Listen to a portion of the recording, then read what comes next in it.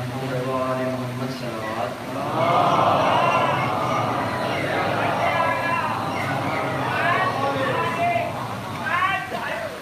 سلام سے پہلے حضرت عباس کے فضائل کے حوالے سے محمد وآل محمد صلوات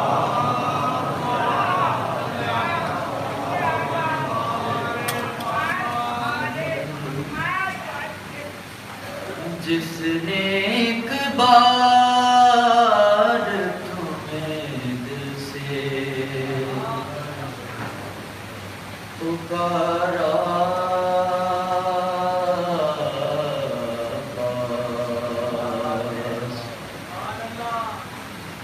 جس نے ایک بار تمہیں دل سے پکارا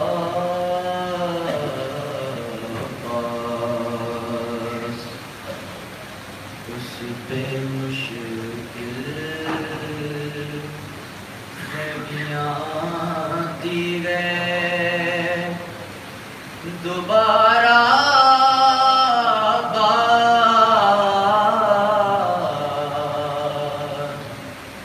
جس نے ایک بار تمہیں دل سے پکارا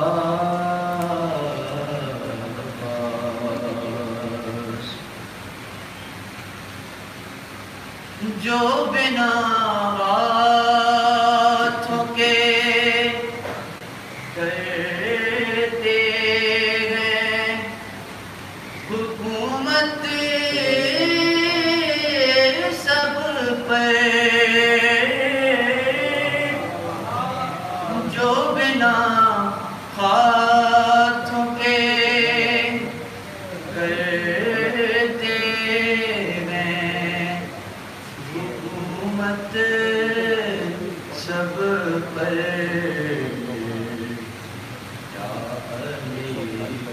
بس وہ خدا ہے یا تمہارا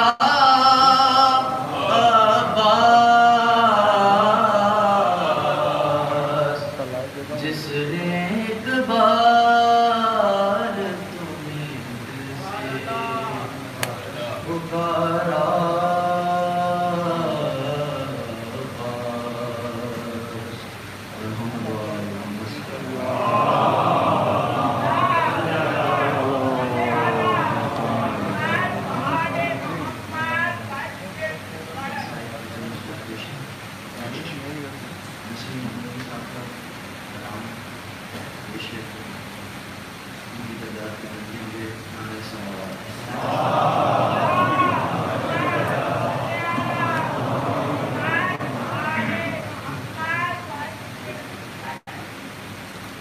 خدا نے جب ملک الموت کو یہ اذن دیا کہ روح بے کثرت سرور نکال کر لے رہے خیال یہ شبیر تو نہ ہو ایزا حسین پہ لگی زخموں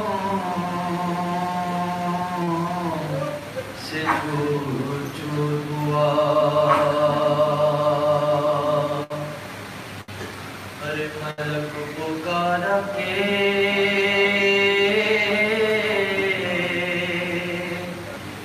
مجھ سے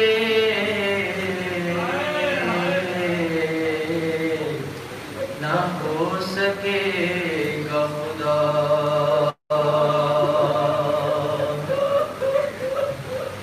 میں کس طرح سے نکالوں بدن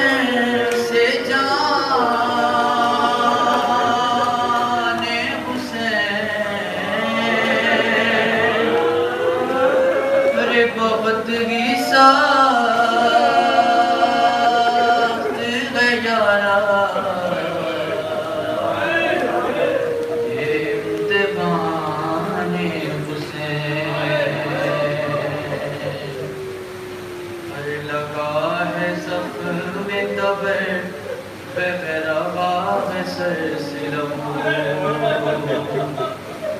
بھرے میں خون میں جان رسول کے سور غریب جا کے رکھوں دل پہ کس طرح قابو کہ اس لبو میں تو ہے فاطمہ کے دودھ میں کس طرح سے نکالوں بدن سے جان حسین بہت ہی سخت ہے یارا یہ امتحان حسین میں پھر ان آنکھوں پہ ڈھاؤں ستم یہ میں پھر ان آنکھوں پہ ڈھاؤں ستم یہ کیا ہے ضرور بچھڑ کے وہ علی اکبر سے ہو گئی بے نور ندائے آئی دفن سے نکال جان حضور کہاں دفن میں تو کانٹے پڑے ہیں رب غفور میں کس طرح سے نکلوں بدن سے جان حسین بہت ہی سخت ہے یارا یہ امتحان حسین ندائے آئی کے گردن سے کھینچ جائیں گی کہا میں کیا کروں گردن پہ چل رہی ہے چھری پکڑ کے چلاتی ہے کوئی بیوی چھری پکڑ کے چلاتی ہے کوئی بیوی نہ کر میرے بچے کو میں دعا دوں میں کس طرح سے نکالوں بدن سے جان حسین ارے بہت ہی سخت ہے یارا یہ امتحان حسین ارے ندائے آئی کے سینے سے قبض کر لے جان کہاں وہ تیروں سے چھلی ہے اے میرے رحمان ابھی تمہار کے برچھی گھٹا تھا ایک شیطان اور اب تو غیرت غزانوں شمر یہ قرآن میں کس طرح سے نکالوں بدن سے جان حسین بہت ہی سخت ہے یارا یہ امتحان حسین ندائے آئی کے مظلومیت کے رتبہ شناس کمر سے کھینچ لے صابر کی جانب وسواس کہا ملک نے تڑپ کے بدرد و حسرت و یاس ارے کمر تو ٹوٹ گئی جب سے مر گئے عباس میں کس طرح سے نکالوں بدن سے جان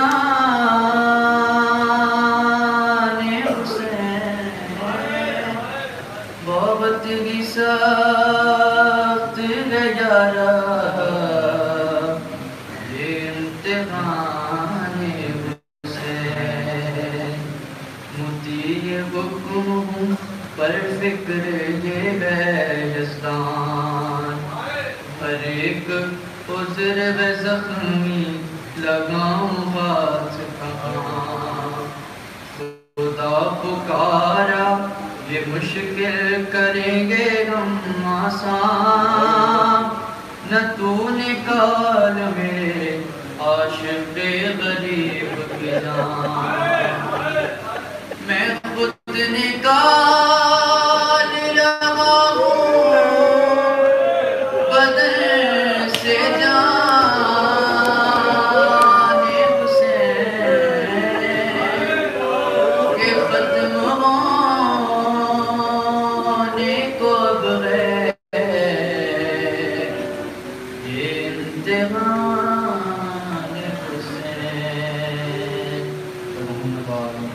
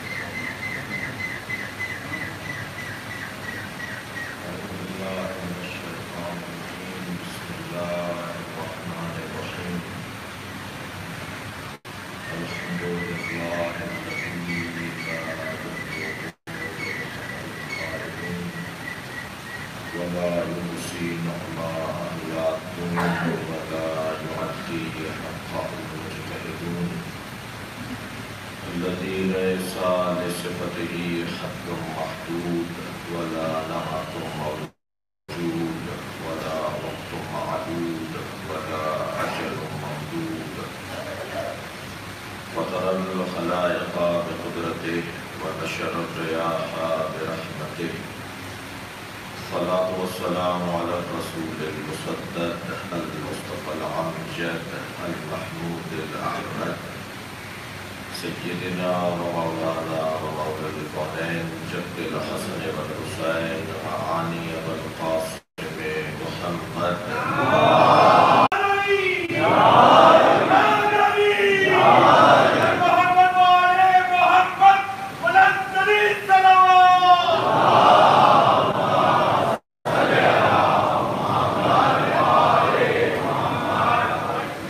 ارشاد حضرت عطیت قل اے میرے حبیب کہہ دیجئے هو اللہ احد، وہ اللہ احد ہے، اللہ الصمد، اللہ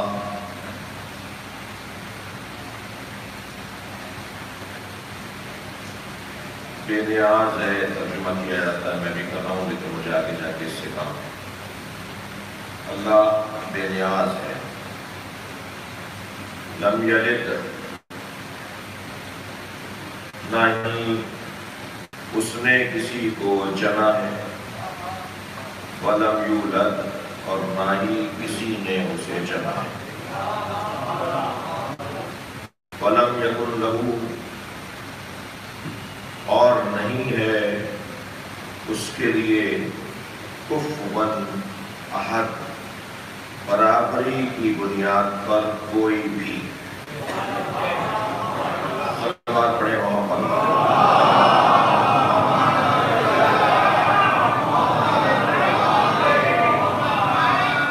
سورہ مبارکہ توحید کا 5ویں مجلس اعلیٰ میں ترجمہ کرنے کی توفیق حاصل ہوئی ہے، اور محسوس ہو رہا تھا کہ بحث طویل ہونے کا خوف ہے، اور اس سورے کو آئندہ سال تک کئی وجوہات کی بنیاد پر منتقل نہیں کرنا چاہیے۔ ایک تو یہ مولا سے کاروبار ہوگا کہ اس سال آدھا چھوڑ رہے ہیں تاکہ زندگی دے دیں، اور آئندہ سال اسے مکمل کیا جائے۔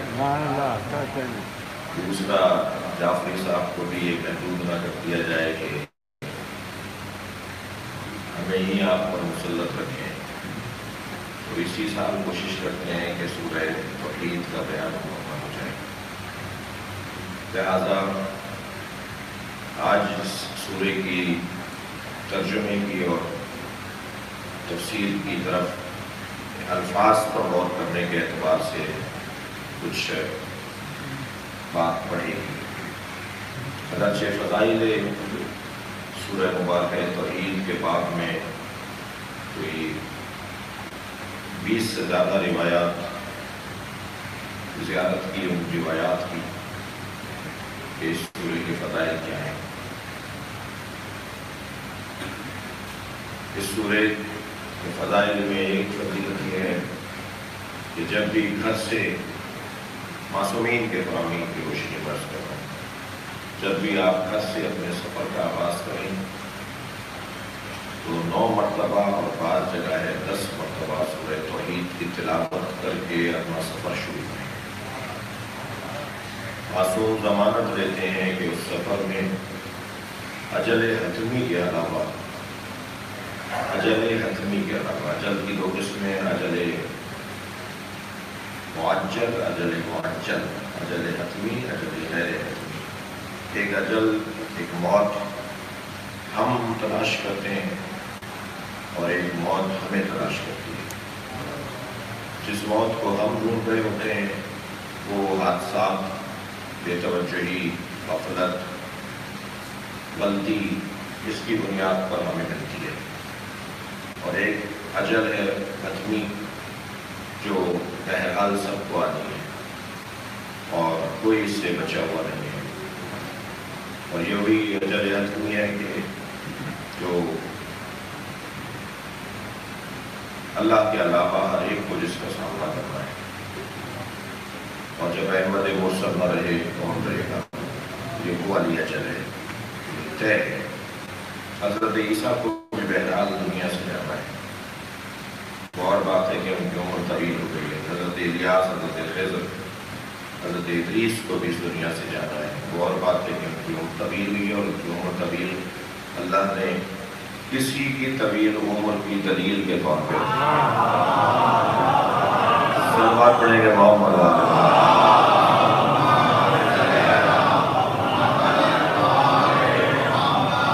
لہذا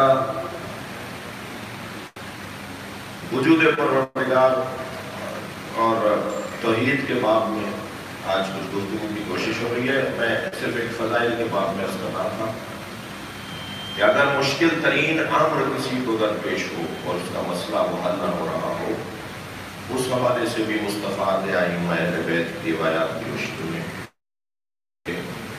کثرت سے سورہ توحید کی تلاوت کرنے سے وہ مشکل امر آسان ہو جائے گا۔ اور کثرت کسے کہا جاتا ہے؟ کثرت کسے کہا جاتا ہے؟ ایک مرتبہ مفرد ہے، ایک مرتبہ تسنیہ، ایک مرتبہ جمع ہے۔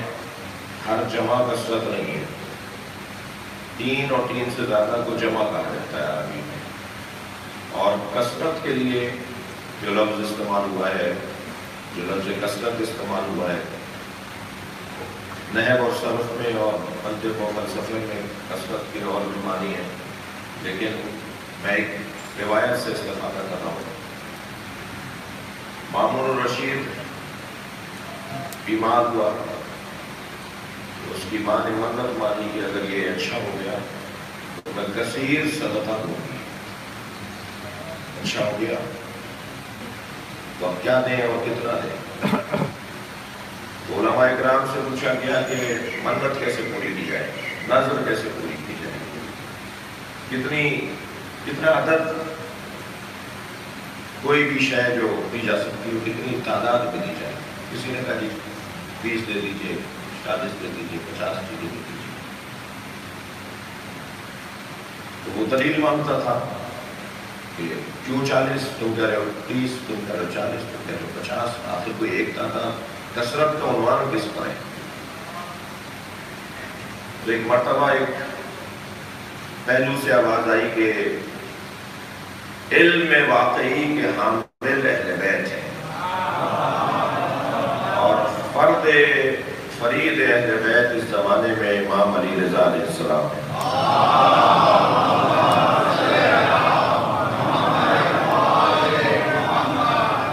اور بعض میں ہے کہ یہ روایت امام محمد نبی سے ہے۔ پوچھا گیا کہ حضرت سے پوچھا جائے کہ کثیر کسے کہا جاتا ہے، تو حضرت نے فرمایا 80 عدد اللہ کی راہ میں صدقہ کرو، 80 کا عدد اللہ کی راہ میں صدقہ کرو۔ اب جیسے پہلے پوچھا گیا کہ 20 کیوں اور 40 کیوں اور 50 کیوں، ایسے امام سے بھی پوچھا گیا کہ 80 ہی کیوں؟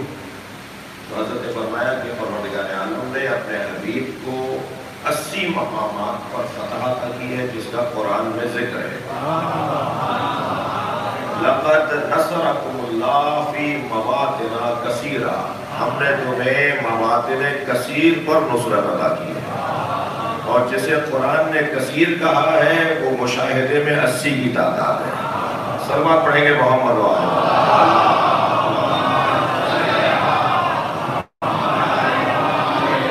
ایک اور بہتر سلوات نبی کی ذات۔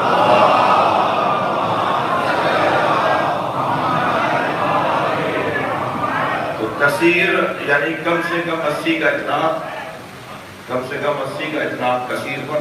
تو کہہ سکتے ہیں، میں اپنے ذمہ داری تو نہیں لے رہا، لیکن کہہ سکتا ہوں کہ اگر ایک تسبیح پڑھ لی جائے سورہ توحید کی تو 80 اس میں خود بخود شامل ہو جائیں گے۔ 100 دانے، 99 دانے، 100 دانے۔ اگر کسی خاص امر مشکل میں کوئی مبتلا ہو تو وہ ایک تسبیح سورہ توحید کی تلاوت کرے، اس کی وہ امر مشکل آسان ہو جائے گی۔ یہ وہ روایات ہیں، یہ وہ ائمہ اہل بیت سے پیغامات ہیں کہ جو سورہ توحید کے فضائل میں بیان ہوئے۔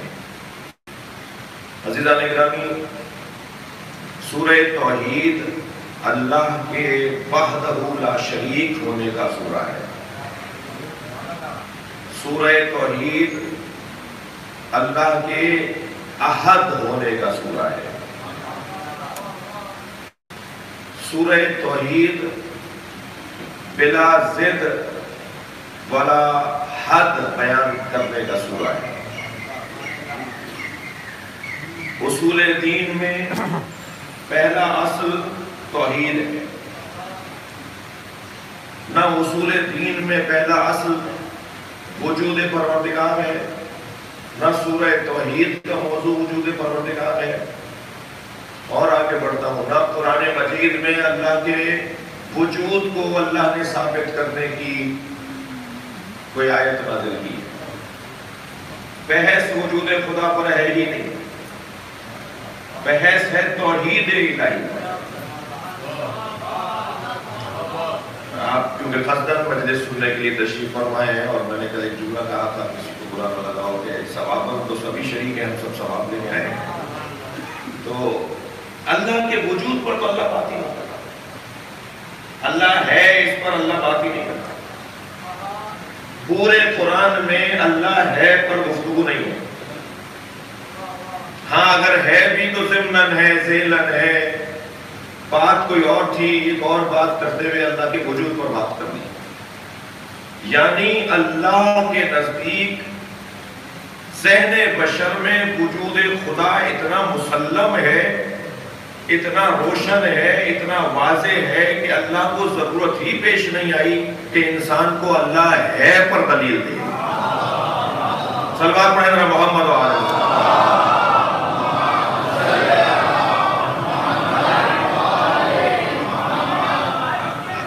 عزیزان گرامی، وجود پر اللہ بحث نہیں کر رہا، بہت یہ کہہ دیا افی اللہ شکن،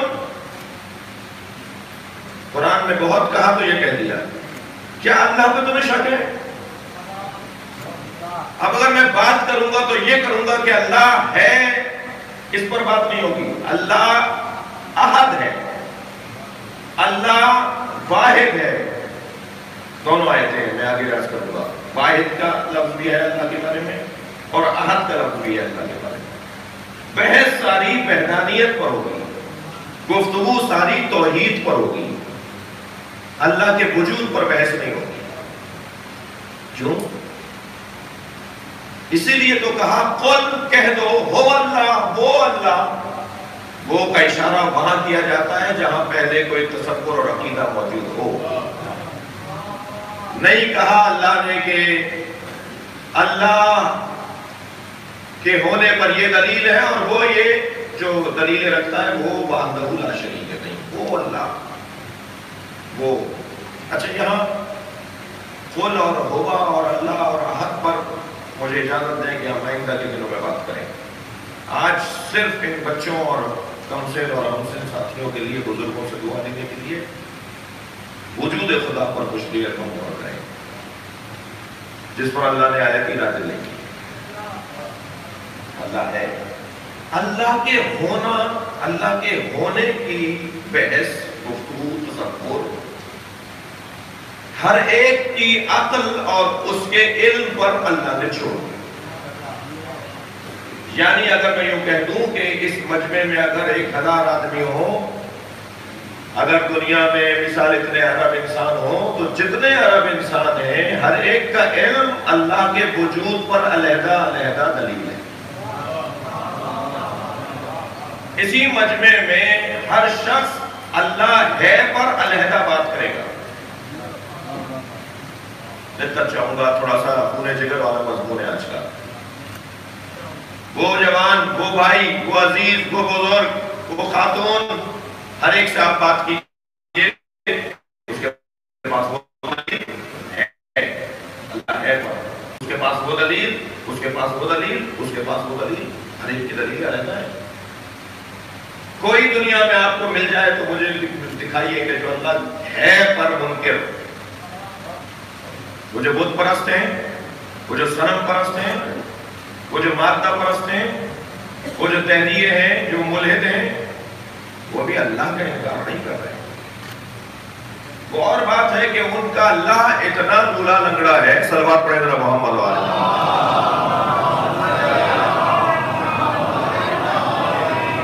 کہ بہت دیر آپ اور میری چھوٹی اور معمولی دلیلوں کے آگے بھی ٹک نہیں پاتا. میں جب اسے رد کرنا چاہوں، آپ جب اسے رد کرنا چاہیں تو ہماری دلیلوں پر ان کا اللہ گر پڑتا ہے. کوئی گھبرانے کی ضرورت نہیں ہے. کوئی لفظ نے ایسا نہیں کہا. یہ انہی اللہ کے بارے میں لولا لنگڑا میں نے کہا ہے جنہیں علی بن ابی طالب ایک اشارے سے گراتے رہے. صلوات پڑھیں گے محمد وعلیہ.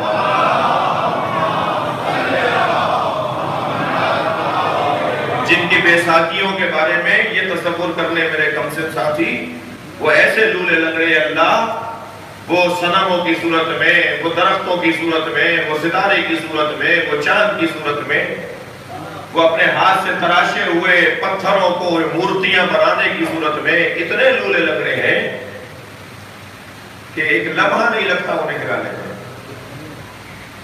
یہ سارے الہ جو ہاتھوں کے بنائے ہوئے ہیں، ان میں سب سے بڑا عیب بھی تو یہی ہے، ان کا سب سے بڑا عیب یہی تو ہے کہ یہ بنائے جاتے ہیں تب مانے جاتے ہیں. انہیں بنایا جائے گا، تراشا جائے گا، انہیں سنوارا جائے گا اور پھر انہیں فیکٹریوں میں بنایا جاتا ہے. یعنی جو فیکٹری اللہ بناتی ہو، ذرا صلوات پڑھ لیں محمد وعلیہ.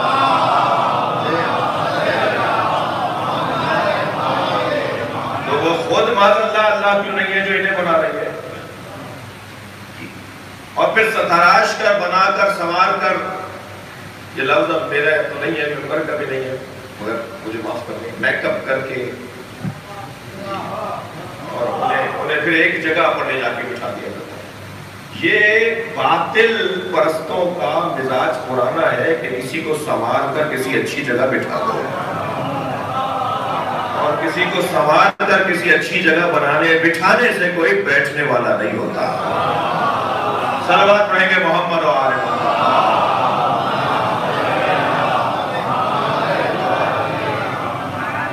اچھا بنائے جائیں تو بنے، بٹھائے جائیں تو بیٹھیں، مانے جائیں تو مانے جائیں.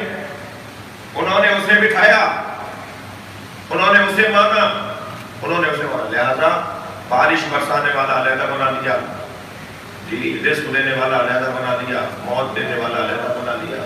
تعدد الہ، جسے چاہا اللہ بنا دیا، جسے چاہا اللہ بنا دیا. اچھا یہ تو اپنے ہاتھوں کے بنائے ہوئے ہیں. تھوڑا سا شعور بشر بہتر ہوا تو کہا نہیں اپنے ہاتھوں کے بنائے ہوئے کو نہیں مانیں گے، بلکہ بڑی طاقت بڑا وجود اسے اللہ مانیں گے. لہذا سورج کو پوری زمین نور عطا کرنے، زمین کو نور عطا کرنے والا وجود سورج، اسے کہا کہ اس سے بڑا تو کوئی وجود ہی نہیں ہے، تو اسے اللہ مان لیا. اب اتنا گہرا اسے اس پر اعتقاد ہوا کہ حضرت ابراہیم جیسے وجود کو کہنا پڑا کہ میں بھی اسے اللہ مانتا ہوں. مناظرے کے پہلے دستور اور مناظرے کے پہلے اصولوں میں سے یہ ہے کہ کم سے کم خصم سے، خصم کہتے ہیں مناظرے میں مخاطب کو، خصم سے پہلے آپ اتفاق کریں، اس کے ساتھ بات کریں کہ یہ موضوع ہے بات کرنے کا. اور جب خصم سے مناظرے کا جو مخالف ہوتا ہے اس سے آپ اس کے موضوع پر اتفاق کریں تبھی تو گفتگو شروع ہوگی. تو حضرت ابراہیم نے کہہ دیا میں بھی سے اللہ مانتا ہوں. اور جب یہ سب لوگ مطمئن ہو گئے کہ چلے یہ ہمارے ہی قبیلے کے ہیں، ان کے گمان میں، تو ایک مرتبہ جب سورج ڈوبنے لگا تو فرمایا جو ڈوب جائے وہ اللہ کیسے ہو سکتا ہے. تو ایک مرتبہ اندر کا جو حقیقی الہ پرستی کا مزاج ہے، وہ جو صحیح اللہ کو ماننے کا جذبہ ہے، اسے جھنجھوڑا، اسے ہوشیار کیا. سارے بت توڑ دیے حضرت ابراہیم نے، ایک بڑے بت کے گلے میں کلاڑی لٹکا دی اور بڑے ہی اطمینان سے جا کر اپنے گھر میں بیٹھ گئے. یہ سارا شہر تہوار منانے کے لیے باہر گیا ہوا تھا. واپس لوٹے تو پہلے اپنے الہوں کو سلام کرنے اور خم و راست ہونے کے لیے چلے گئے. دیکھا تو بت ٹوٹے ہوئے ہیں اور ایک بڑے بت کے گلے میں کلاڑی لٹکی ہے. تو جتنے لوگ بھی بت خانے میں تھے ٹوٹے ہوئے بتوں کو دیکھ کر سب نے کہا ہو نہ ہو یہ اسی جوان کا کام ہے یقال لہو ابراہیم، جسے ابراہیم کہا جاتا ہے. یہ بھی ذہن میں رہے جس وقت حضرت ابراہیم نے بت توڑے ہیں جوان نہیں ہے، 70 سال کی عمر ہے. کم سے کم معاشرہ جانتا ہے کہ کام یہ جوانی کا ہے. اور یہ بھی ذہن میں رہے کہ اگر کوئی بوڑھا ہو اور اس کا کام جوانی والا ہو تو وہ جوان ہوتا ہے. جوانی کا تعلق سفید بالوں اور کالے بالوں سے نہیں ہے، حوصلے سے اور ہمت سے ہے. صلوات پڑھیں محمد و آل محمد.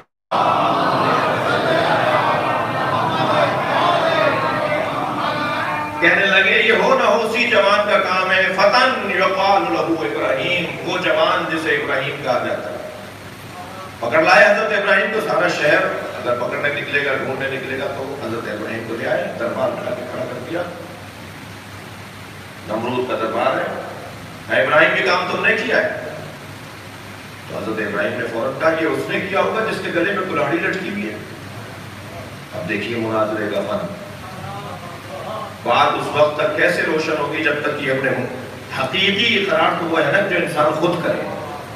حضرت فرمائی اسی نے کیا ہوگا جس کے گلے میں کلاڑی لٹکی ہے. تو کہنے لگے وہ تو، اب جملہ سنیں تعریف کا، کہنے لگے وہ تو ناک پر بیٹھی ہوئی مکھی نہیں چل سکتا، تو وہ یہ کیسے کرتا؟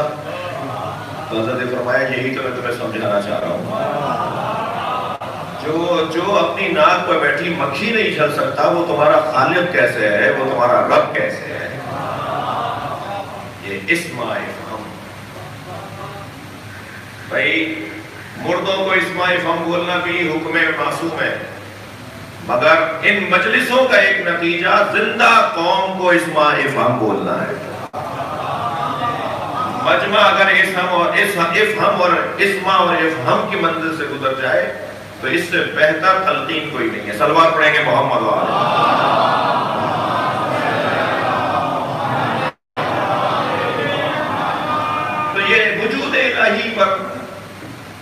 دیے گئے ہر ایک کی عقل کے مطابق. اب اس وقت کے لوگوں کی جو شعور تھا اس کے مطابق ہم نے کچھ بہتری آئی اور ایسا ہی ہوا. اسی مجمع سے لوگ کٹے, اسی مجمع میں سے, اسی قوم میں سے کچھ لوگوں کو سمجھ میں آئی بات.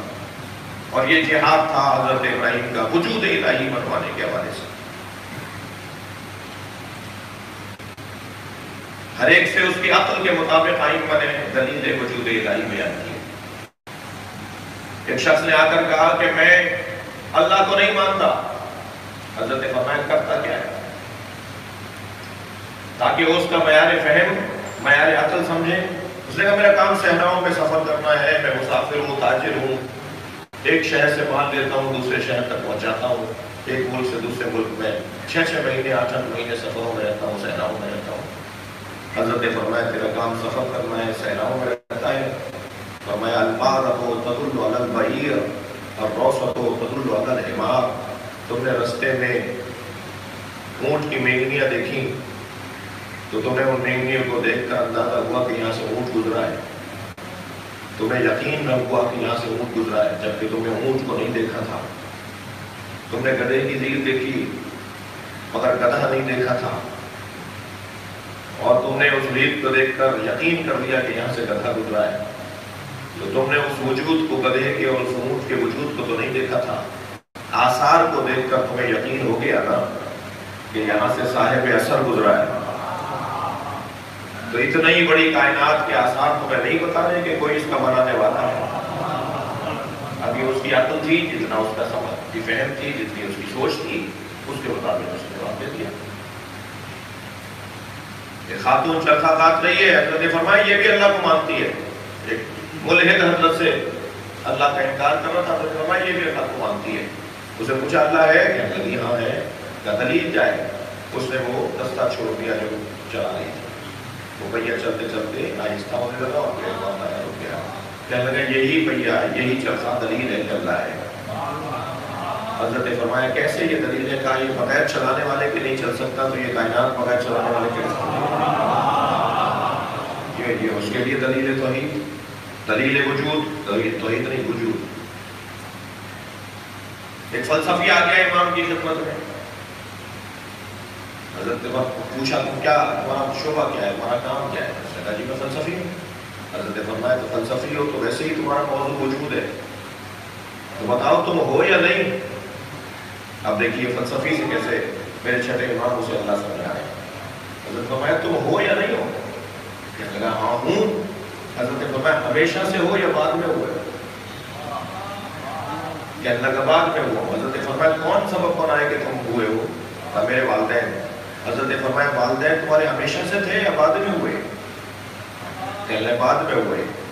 کہا کیسے ہوئے؟ کہا ان کے والدین کی وجہ سے. کہا تمہارے دادا دادی ہمیشہ سے تھے یا بعد میں ہوئے؟ کہا نہیں بعد میں ہوئے.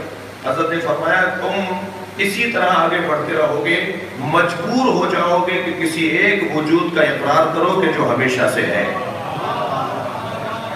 ورنہ فلسفے کی زبان میں اسے تسلسل کہا جاتا ہے, اور یہ تسلسل باتیں ہیں. تو ہر ایک کو اس کی عقل کے مطابق اللہ کا وجود اللہ ہے سمجھایا گیا. دیکھیے قرآن مجید میں اللہ نے اپنے وجود پر اگر دلیل دی ہے تو ضمناً اور ذیلاً جیسے میں نے عرض کیا, مثلاً سورہ مبارکہ فصلت کی 55ویں آیت میں ارشاد ہوا سنُرِیہِمْ آیاتنا فی الآفاق وفی انفسہم. بہت جلد ہم پوری کائنات میں اپنی نشانیاں انہیں دکھائیں گے, وفی انفسہم, اور ان کے وجود میں بتائیں گے کہ ہم ہیں, حتی یتبین لہم انہ الحق, تاکہ ان پر بین ہو جائے, روشن ہو جائے کہ ہم ہیں. یعنی اگر میں یوں کہہ دوں کہ انسان اگر وجود الہی پر, اللہ ہے پر کوئی دلیل تلاش کرنا چاہتا ہے تو اسے صحراؤں میں, دروں میں, پہاڑوں میں, غاروں میں جا کر اللہ نہیں ڈھونڈنا چاہیے, اسے اپنے آپ کو آئینے میں دیکھ کر اللہ ڈھونڈ لینا چاہیے. اگر میں اور آپ چاہیں تو صرف اپنے اس چہرے پر غور کرتے چلے جائیں تو ہمیں وجود پروردگار سمجھ میں آ جائے گا. صلوات پڑھیں محمد و آلہ.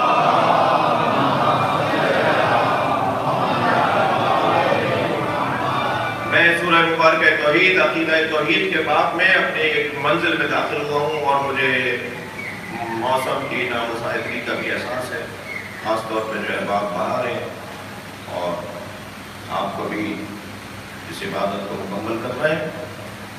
دیکھیے، ہمارے وجود میں ایک جسم ہے،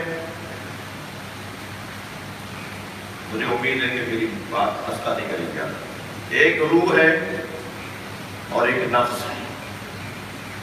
ہم پیدائشی طور پر نہ ڈاکٹر پیدا ہوئے ہیں، نہ انجینئر پیدا ہوئے ہیں، نہ سیاستدان پیدا ہوئے ہیں، نہ وکیل جج پیدا ہوئے ہیں، نہ عالم پیدا ہوئے ہیں۔ میں آپ کی اور اپنی بات کر رہا ہوں۔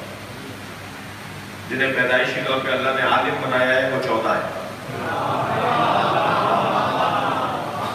ہمارے لیے بھی تو قاعدہ قانون یہ ہے کہ واللہ اخرجکم من بطون امہاتکم لا تعلمون شیئا، اللہ نے ماں کے شکموں سے تمہیں اس حالت میں باہر بھیجا ہے کہ لا تعلمون شیئا، شیء ایک ذرہ، شیء ایک ذرہ، اس کا علم بھی تمہیں نہیں تھا، تمہیں کچھ نہیں پتا تھا، کورے تھے، چٹے تھے، تمہارے پاس کچھ بھی نہیں تھا، ہم نے تمہیں جاہل پیدا کیا ہے۔ ہم پیدائشی طور پر اللہ کے ہاں سے کچھ نہیں لے کر آئے سوائے 3 چیزوں کو۔ ہم اللہ کے ہاں سے روح لے کر آئے ہیں، روح نہ لائے ہوتے تو شاید کچھ ہی دیر بعد ہمیں دبا دیا گیا ہوتا، دفنا دیا گیا ہوتا۔ ہم اللہ کے ہاں سے بدن لے کر آئے ہیں، تبھی آج ہمارا وجود ہمیں محسوس ہوتا ہے، اور اللہ کے ہاں سے ہم نفس کو لے کر آئے ہیں۔ جی 3 چیزیں ہم اللہ کے ہاں سے لے کر آئے۔ اچھا، جو چیزیں وہاں سے آئی ہیں ان کی غذاؤں کا انتظام بھی وہیں سے ہوگا۔ یہ نظام پروردگار ہے، اللہ جو چیز بنا کر بھیج رہا ہے اس کے سنبھالنے کا انتظام بھی وہی کرے گا۔ توجہ چاہوں گا، یہ ایسا نہیں کہ بنا کے چھوڑ دیا لا ہماری صلوات پڑھے محمد والے۔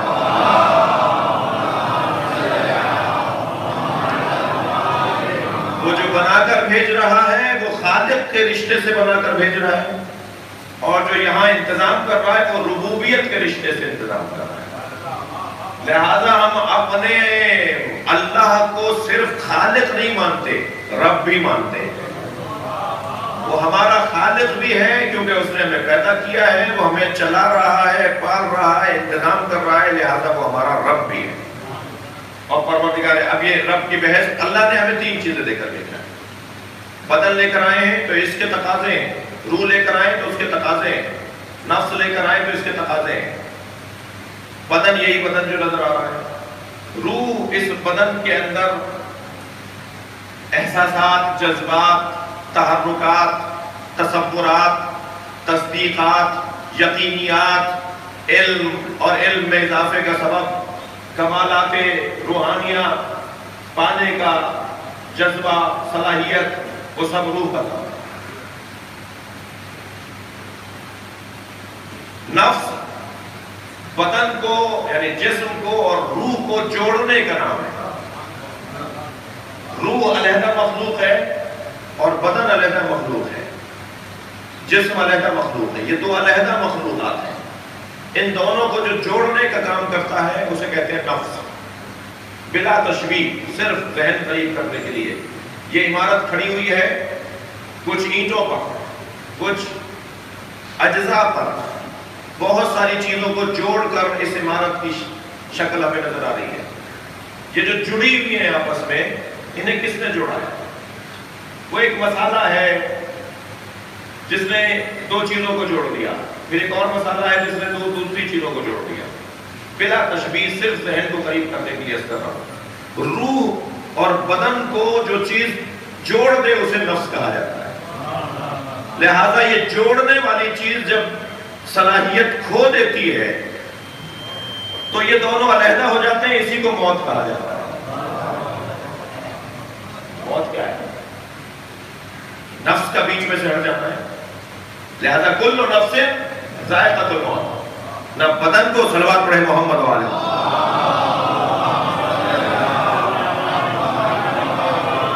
نہ بدن کو موت آتی ہے نہ روح کو موت آتی ہے، موت آتی ہے نفس کو۔ یہ اپنی صلاحیتیں کھو دیتا ہے تو انسان کو موت آ جاتی ہے۔ آپ کی دقت، آپ کی توجہات پر ایک جملہ دیا کر رہا ہوں۔ نفس کو اتنا بلند کر لو کہ پھر یہ ان دونوں کو علیحدہ نہ کرنے پائے. یعنی اگر ایسے ماحول سے انسان کو ہٹا لیا جائے جہاں نفس کی کار فرمائیاں زیادہ ہیں تو انسان ہزاروں سال زندہ رہ سکتا ہے.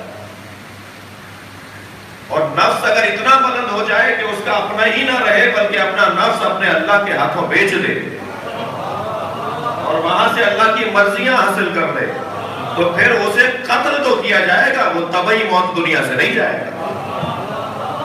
لہذا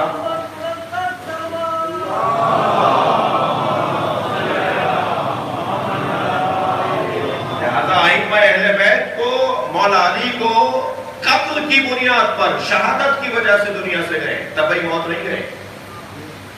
اور چار ہستیوں کو ایسے ماحول سے ہٹا لیا گیا کہ جہاں قتل کرنے والے بھی نہیں ہیں. تو آج تک کرنا ہے ایسا ممکن ہے کہ کوئی ایسے ماحول میں چلا جائے جہاں قتل کرنے والے بھی نہ ہو اور جہاں نفس کی بلندی اتنی ہو. اگر یہی ہستیاں جو ہمارے 12 امام و 14 معصوم ہیں, یہی ہستیاں حضرت ادریس, حضرت الیاس, حضرت خضر, حضرت عیسیٰ کی طرح سے اٹھا لی گئی ہوتی اور کہیں اور ہوتی تو ان کی کیفیت بھی یہی ہوتی جو ان 4 نبیوں کی کیفیت ہے. صلوات پڑھیں گے محمد و آلہ.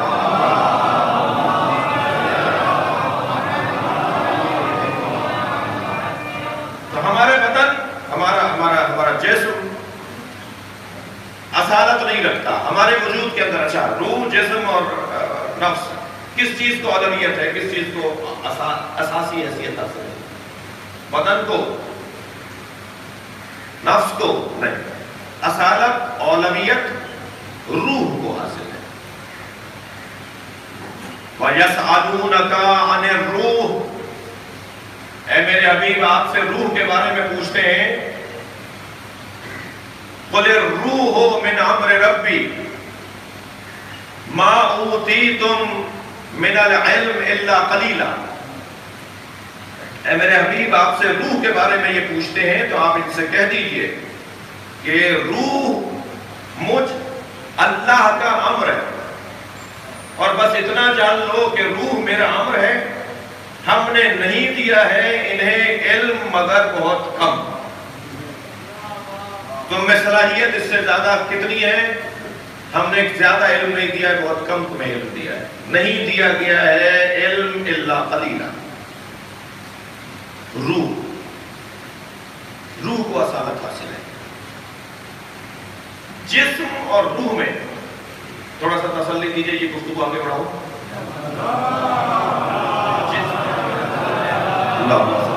مل کر ایک اور سوال بات کر لیجیے. اللہ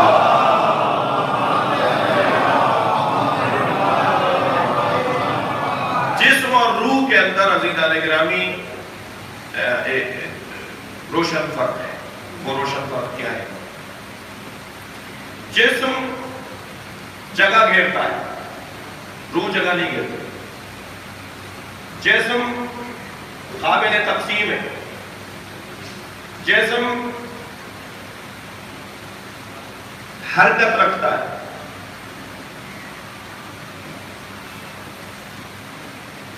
روح حرکت نہیں رکھتی.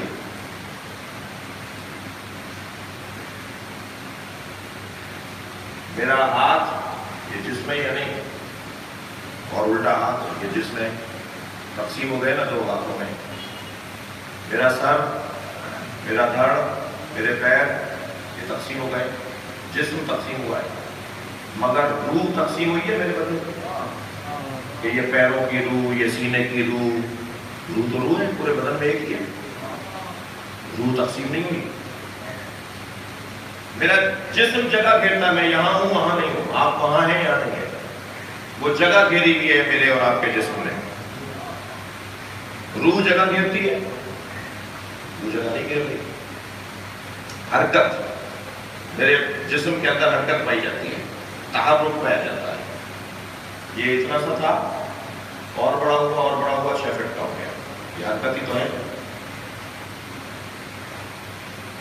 اور مادے کی حرکت جوہری کو دقت چاہوں گا فلسفے کے طالب علموں کے لیے خاص طور پر. مادے کی حرکت جوہری, مادے کی 2 قسمیں, جوہر اور عرض. مادے کی حرکت جوہری کو وقت کہا جاتا ہے، وقت کی تعریف۔ وقت کسے کہتے ہیں؟ وقت، مادے کی حرکت کو وقت کہا جاتا ہے۔ مادہ جب حرکت کرتا ہے تو وہ حرکت وقت کہلاتی ہے۔ مادے کی بنیاد پر وقت بنتا ہے۔ جب تک مادہ تصور میں نہیں لائیں گے، وقت کا تصور نہیں ہوگا۔ اور جب مادہ ہی نہیں تھا تو وقت بھی نہیں تھا۔ جب مادی چیزیں نہیں تھی تو وقت بھی نہیں تھا۔ میرا جسم حرکت رکھتا ہے، جگہ گھیرتا ہے، قابل تقسیم ہے، پھر قابل رویت ہے، نظر آتا ہے، لیکن روح کے اندر نہ تقسیم ہے، نہ حرکت ہے، نہ جگہ گھیرتی ہے۔ تو اب کیسے سمجھیں کہ اللہ ہے؟ اللہ، پھر تھوڑا چاہوں گا ایک اور بحث میں والے دور، وجود کی 3 قسمیں ہیں۔ واجب الوجود، اچھا جو ہلکے سے اونگ لے رہے ہیں ان کو جگانے کے لیے ایک سوال پڑھیں۔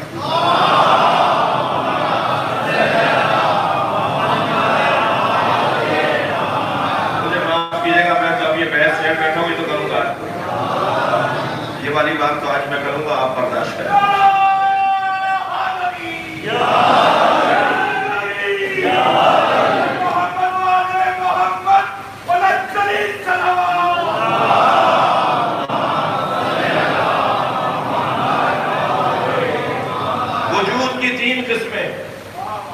بات ہو رہی ہے وجود الہی پر۔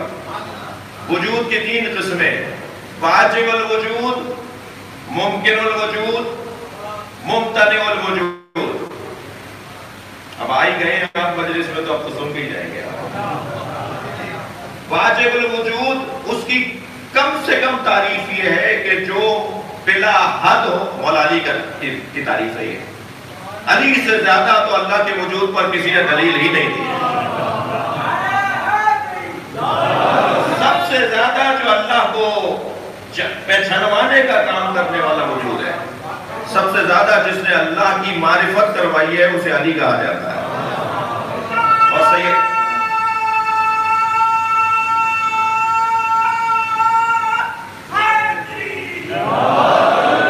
نہج البلاغہ،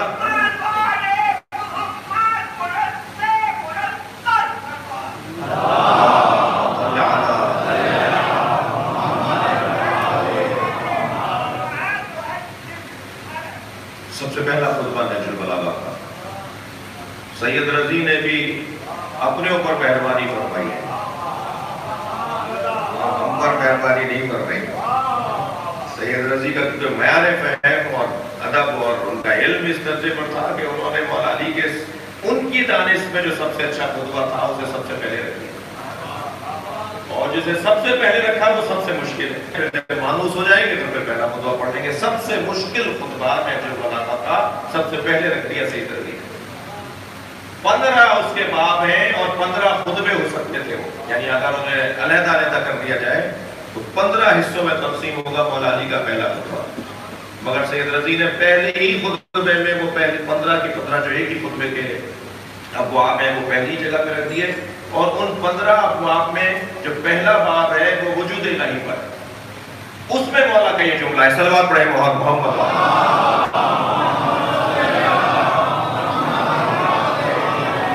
مولا فرماتے ہیں اللہ کا وجود بلا ضد ہے، بلا ند ہے، بلا حد ہے۔ شکریہ آپ کا، آپ نے تھوڑی گردن لائی ہے۔ اللہ کا وجود بلا ضد ہے، اس کا اب یہ 3 جملوں پر ذرا غور کر لیں، پھر بات اگر ہوئی تو آگے ہوگی ورنہ دیکھیں گے۔ بلا ضد، اللہ کی کوئی ضد نہیں۔ اللہ کے وجود کو پہچاننے کے لیے مولا علی ہمیں کچھ نشانیاں دے رہے ہیں۔ اللہ بلا ضد ہے، اس کی کوئی ضد ہی نہیں ہے۔ اردو کا ضد اور ہے، عربی کا ضد اور ہے۔ میں عربی کی ضد میں بات کر رہا ہوں، آپ میرے ضد ہیں، میں آپ کا ضد ہوں۔ اردو میں آپ میری ضد نہیں ہے، میں نہیں کہہ سکتا میں آپ کا ضد ہوں نہیں۔ عربی میں ضد جو مقابل کا کتنا ہوتا ہے، بلا ضد اللہ کا کوئی ضد ہی نہیں ہے۔ لاؤ کوئی اور. اگر کوئی اور اللہ کی ضد میں لے کر آؤ گے تو پھر کوئی اور نبی بھی لانا پڑے گا, کوئی اور علی بھی لانا پڑے گا, پھر کوئی اور قرآن بھی لانا پڑے گا, پھر کوئی آسمان اور زمین دوبارہ نظر بنانے پڑیں گے. کوئی ضد ہی نہیں ہے اس کی. مولا فرمانے پلا دے ولا حد, اللہ کی کوئی حد ہی نہیں ہے. حد جو ہوتی ہے, بس یہ بات میں کر کے بات کروں گا, حد جو ہوتی ہے وہ محدود حد, یہ لفظ بہت مانوس ہے. حد خود دلیل ہے کہ اس کے بعد کچھ اور بھی ہے. دیکھنا چاہوں گا فلسفہ. حد یعنی اس کے بعد کچھ اور بھی ہے. جب اس کے بعد کسی اور وجود کو مان لیا جائے تو پھر ایک اللہ سے زیادہ اللہ ماننے کا تصور آ جائے گا. اگر اللہ کی حد مان لیں گے تو اس کے بعد کچھ اور ہے, وہ جو کچھ اور ہے وہ بھی تو پھر اللہ ہے, اور پھر ایک ساتھ دو اللہوں کا تصور سامنے آ جائے گا. اور مولا فرماتے ہیں کہ اگر دو اللہ ہوتے, قرآن کہہ رہا ہے اگر دو اللہ ہوتے, اچھا وہاں بھائی جی انکانا فیہما آلہۃ, اگر اس کائنات میں دو اللہ ہوتے, وہ بھی اللہ کے وجود پر بات نہیں ہو رہی, اللہ کی وحدانیت پر بات ہو رہی ہے. اگر ایک اور اللہ بھی ہوتا تو پھر اس کے بھی رسول ہوتے, مولا علی گئی فرمانے, پھر اس کے بھی پورا نظام ہوتا, پھر وہ بھی کوئی سورج نکالتا, پھر وہ بھی کوئی چاند نکالتا. تو مولا فرمانے کہ اس کی حد نہیں ہے. حد کا نہ ہونا اس کے وحدت الوجود کے اوپر دلیل. صلوات پڑھ لیں محمد وآلہ.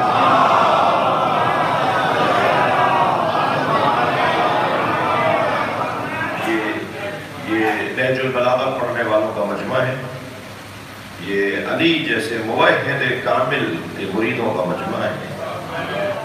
لہذا عقیدہ توحید اگر کہیں بیان ہو تو اس کا حق اگر ہو سکتا ہے ادا ہمارے ماحول کے مطابق تو آپ ہی کے درمیان ہونا چاہیے. وجود الہی اور صفات پروردگار کے اس بات کو کربلا کہا جاتا ہے. علامہ نقل کی روح شاد ہوگی, ان کا جملہ میں ہدیہ کر رہا ہوں. فرماتے ہیں کہ اللہ کے وجود پر دلیلیں تو انگنت ہیں. اربوں دلیلیں بناتے چلے جائیے آپ. جتنے انسان ہیں اتنی دلیلیں اللہ کے وجود پر, کم سے کم جتنے انسان ہیں اتنی دلیلیں. اللہ کے وجود پہ دلیلیں تو انگنت ہیں, مگر سب سے بڑی دلیل لکن صاحب کا جملہ, سب سے بڑی دلیل وجود الہی پر عصر عاشور حسین کا اطمینان. اطمینان قلب حسینی یہ اللہ کے وجود پر سب سے بڑی دلیل ہے. رخسانوں کی سرخی بڑھ رہی تھی مولا حسین, لاشوں پہ لاشیں اٹھا رہے تھے, مگر عزادارو امام کے چہرے کا اطمینان بتا رہا تھا کوئی ہے جسے حسین راضی کرنے آیا ہے. اور پھر آخری وقت میں کہ جب قربانیاں شہادتیں بڑھ گئیں اور خود تنہا ہو گئے تو جتنی ان کی تنہائی بڑھ رہی تھی اتنا ان کا قرب الہی بڑھ رہا. اور پھر اس وقت میں خاص مناجات آپ کی زبان پہ جاری ہو گئی, اللہ سے بات کر رہے ہیں, تیر لگ رہے ہیں, کوئی گزرتا ہوا نیزہ چپ ہوتا ہے, کوئی امام حسین کو دور سے پتھر مارتا ہے. اجرکم اللہ, اجرکم اللہ, آپ کی آوازیں بلند ہیں, اللہ آپ کو اجر و ثواب عطا فرمائے. ادھر حسین کو تیر لگتا ہے, ادھر حسین کہتے ہیں بسم اللہ وباللہ. اتنی بڑی دلیل ہے وجود الہی پر, خود وجود حسین الہی. اور پھر مناجات پڑھ رہے ہیں, ترکت الخلق طرا لہوا.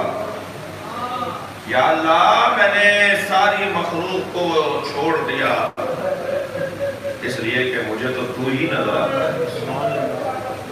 ترکت الخلق طرا لہوا, میں نے تیری خاطر ساری مخلوق کو چھوڑ دیا.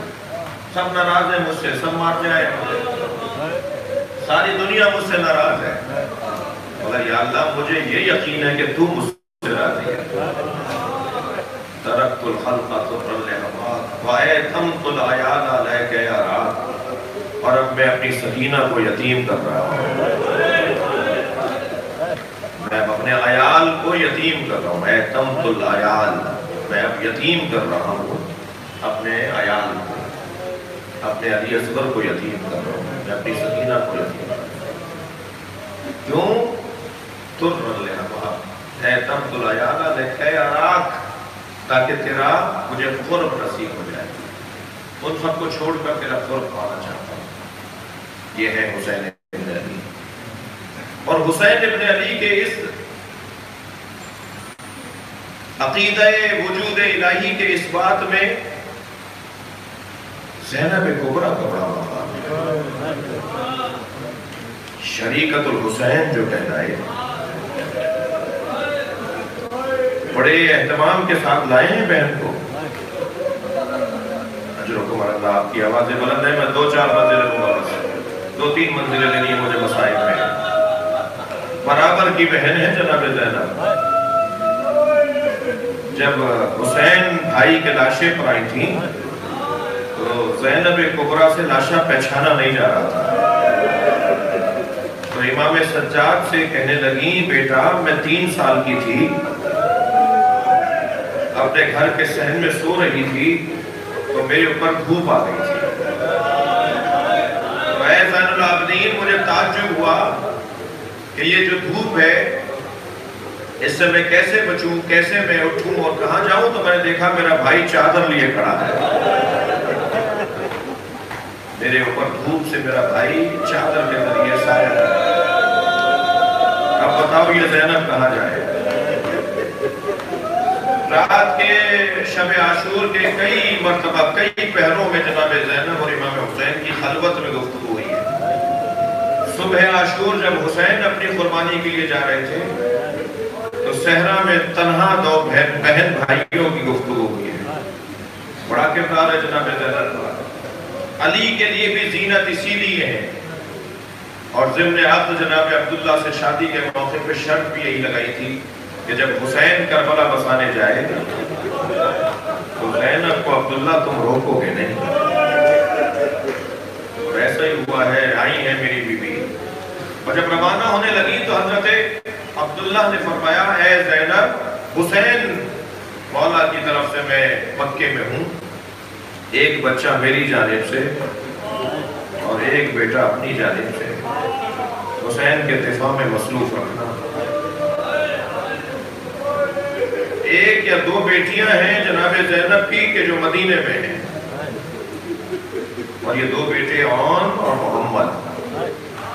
بڑے بیٹے کا نام محمد ہے، چھوٹے بیٹے کا نام عون ہے، دونوں کربلا کے میدان میں ہیں۔ ہر کچھ دیر کے بعد عزادارو آ کر کہتے ہیں امام حسین سے ماموں ہمیں اجازت ہے، اور حسین یہ کہہ کر لوٹا دیتے ہیں کہ تم اپنی ماں کے پاس واپس چلے جاؤ۔ اب جب تکرار کے ساتھ یہ بچے آئے تو ایک جملہ کہا، ماموں ہمیں ماں کہتی ہیں کہ اب خیمے میں نہ آنا، کیا علی اکبر کی شہادت کے بعد قربانی دو گے؟ کیا قاسم کی شہادت کے بعد اپنی جانیں پیش کرو گے؟ جاؤ اپنے ماموں پہ جان قربان کرو، ابھی بھانجوں سے اجرکم اللہ، کوئی جلدی نہیں ہے، یہ موسم آج ایسے ہی رہے گا اور آئندہ دنوں میں بھی ایسا ہی ہے۔ ماموں اپنے بھانجوں سے کھڑے ہوئے بات کر رہے ہیں، ایک مرتبہ برابر سے جناب زینب کی آواز آئی، مڑ کر دیکھا تو زینب بی بی پیچھے کھڑی ہے۔ کہ بھائی کل قیامت میں اگر اماں زہرا نے پوچھ لیا اے زینب تیرے بچے بچ گئے، میرے حسین کی تم نے حفاظت نہیں کی، بہت روئے جناب زینب سے مل کر حسین، آواز دی عباس اور محمد کو آمادہ کرو۔ جناب عباس نے سجایا ہے محمد اور عون کو، عون اور محمد کو۔ بچے دراز قدموں کے نہیں تھے، رکابیں کاٹ کر پیروں تک رکابوں کو پہنچایا، اور امامہ باندھا اور زرہ حمائل کی اور تلوار حمائل کی اور زرہ لگائی، اور گھوڑوں پر بٹھا کر دونوں بھانجوں کو روانہ کیا۔ کیا جوہر شجاعت ہے جو عون و محمد دکھا رہے ہیں۔ اور روانہ کرتے وقت آخری مرتبہ دونوں بچوں کی پیشانیوں کا بوسہ جناب زینب نے دیا، اور یہ جملہ کہا جسے میر انیس نے 2 مصروں میں باندھا ہے، تو تم کیوں کہو کہ شیر خدا کے ولی کے ہو، فوجیں پکار اٹھے کہ نواز علی کے ہو۔ مجمع بولے نا، یہ سپاہی بولے کہ علی کے نواسے آ گئے ہیں۔ دونوں روانہ ہوئے اور کیا جنگ کے جوہر دکھائے ہیں اور محمد نے، اسے انیس نے، دبیر نے، نسیم امروی نے خوب بیان کیا ہے۔ لیکن ایک ایسا مرحلہ آیا کہ جناب زینب سے آ کر کسی بیوی نے کہا کہ دونوں بچے نہر کے قریب چلے گئے۔ اجر و کمال اللہ، اجر و کمال اللہ، 2-3 جملے سن لیجئے۔ جب یہ خبر میری بیوی تک پہنچی تو جو اضطراب زینب کبریٰ کا تھا، فوراً آواز دے کر کہا عباس میدان میں جا کر اور محمد کو آواز لگا اور اتنا کہہ دو کہ اگر نہر پر چلے گئے ہو تو یاد رہے ماموں پیاسے ہیں، یاد رہے سکینہ پیاسی ہے، خبردار تمہاری ماں دودھ نہیں بخشے گی اگر پانی پی لیا۔ دونوں شہزادوں کو جناب عباس نے آواز لگائی کہ ماموں ہم پیاسے ہی مریں گے۔ اور ایک ایسا وقت آیا کہ دونوں بھانجوں نے امام حسین کو آواز دی ماموں ہماری مدد کیجئے گا۔ اندازہ لگائیے ایک ماموں اور بھانجوں کی محبت کیسی ہوتی ہے، اور وہ بھی زینب کے بچے۔ امام مولا عباس جناب علی اکبر میدان میں پہنچے، دونوں شہزادوں کو لے کر آئے۔ سنیں گے عزیزانو، ہر جوان کا لاشا جب آتا تھا تو اس جوان سے متعلق بی بی بڑھ کر استقبال کرتی تھی۔ یہ عجیب 2 لاشیں ہیں کہ ان کی ماں نظر نہیں سے میری بہن زینب کہاں ہے؟ کہا زینب کبریٰ سجدے کی حالت میں ہے اور اللہ کا شکر ادا کر رہی ہے، یا اللہ تو نے میری قربانیاں قبول کر لی۔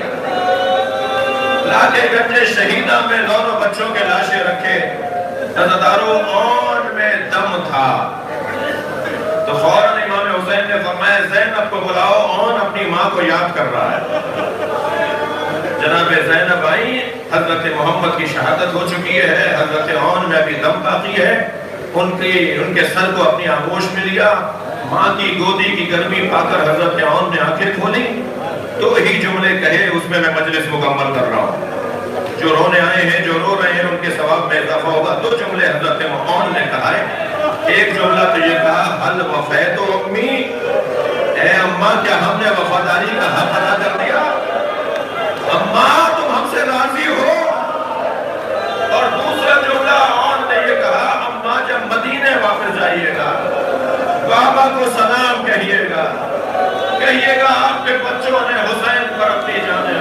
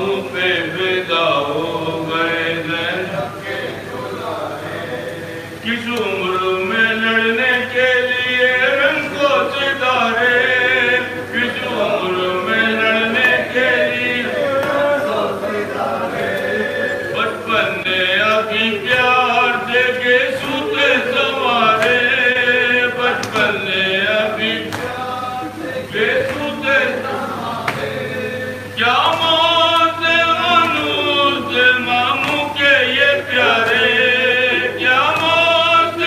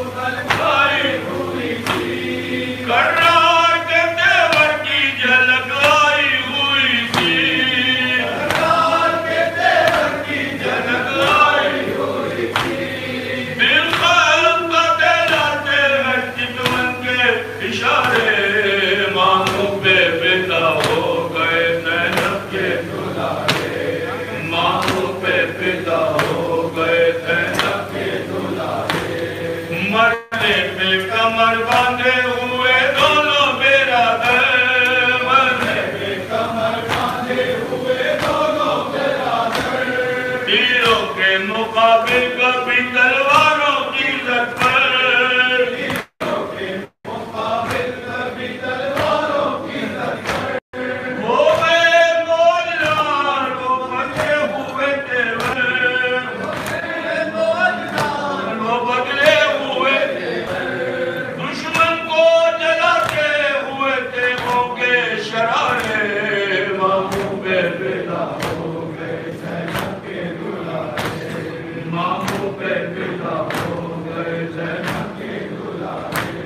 بس اتنی سی مولا ستمی یادوں نے پائے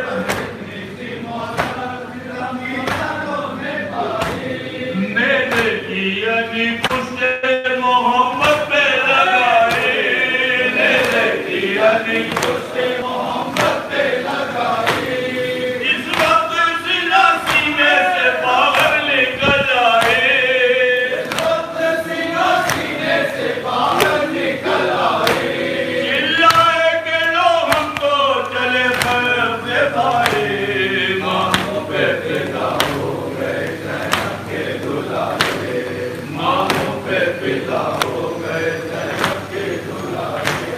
پڑھنے لگی معصوموں پہ تلوار پہ تلوار پڑھنے لگی معصوموں پہ تلوار پہ تلوار کٹ کٹ کے وہ چھوٹے سے امامے ہوئے گلنار کٹ کٹ کے وہ چھوٹے سے امامے ہوئے گلنار جب چھاتیوں سے ہوتی تھی نیزوں کی انفار جب چھاتیوں سے ہوتی تھی نیزوں کی انفار تن تن کے وہ کہتے تھے کہ یا حیدر قرار محبوب پہ فدا ہو گئے دلارے محبوب پہ فدا ہو گئے زینب کے دلارے شہنشاہوں کو چھاتی سے لگائے ہوئے آئے شہنشاہوں کو چھاتی سے لگائے ہوئے آئے دونوں کو اب آخری اڑائے ہوئے آئے دونوں کو اب آخری اڑائے ہوئے آئے آنسور غیرت پہ بہاتے ہوئے آئے آنسور غیرت پہ بہاتے ہوئے آئے زینب کے قریب سر کو جھکائے ہوئے آئے محبوب پہ فدا ہو گئے زینب کے دلارے محبوب پہ فدا ہو گئے زینب کے دلارے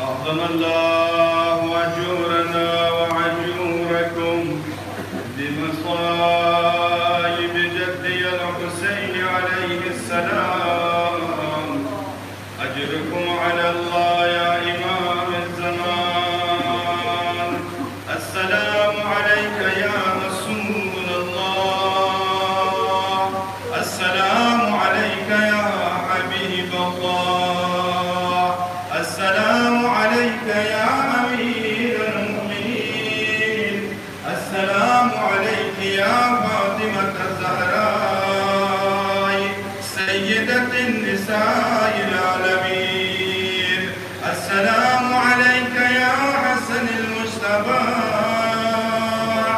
سيد الشباب لأهل الجنة السلام عليك يا أبا عبد الله الحسين وعلى الأرواح التي حلت بالبلاد عليك مني سلام الله أبدا ما بقيت وبقي الليل والنهار ولا جعله الله آخر الأحاديث مني لزيارتكم السلام على الحسين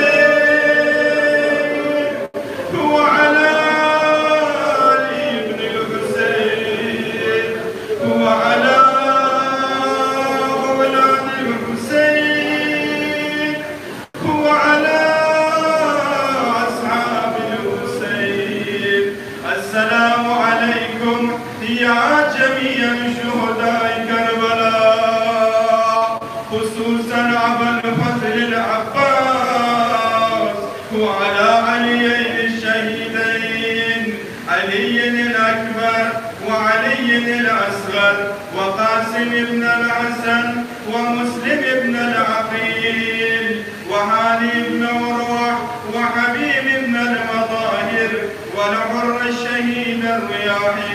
السلام عليكم ورحمة الله وبركاته. السلام عليك يا غريب الغرباء. السلام عليك يا عسير الأعداء. السلام عليك يا سلطان العرب والعجم يا أبا الحسن علي بن موسى الرضا. السلام عليك يا مولاي ورحمة الله وبركاته.